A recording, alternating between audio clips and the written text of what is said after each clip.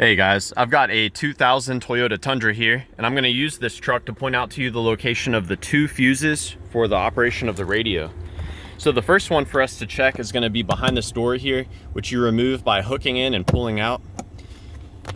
That's going to be this 15 amp blue fuse, the accessory fuse. So you can pop that out, look through it to see if it's blown or not. This provides power only when the key is in the on position. There's another fuse that's under the hood, and it provides power constantly. So let's take a look at that one. So it's going to be behind this cover where you push in here and lift up. This is the dome fuse, and it's this 15 amp fuse right here. Again, this provides constant power.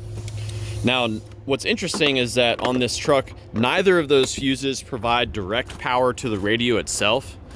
They instead provide power to a component called the integration control and panel. That integration control and panel, it actually does in turn provide power to the actual head unit here, and it does so on two wires. There is a gray wire at pin number 3 and a blue-yellow wire at pin number 4. So that might be helpful to you if you've got the head unit off, if you're changing the head unit.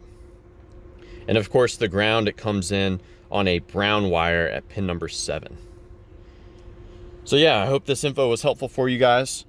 Please let me know if you have any questions, or more importantly, if you've got any advice for troubleshooting the radio on your Tundra.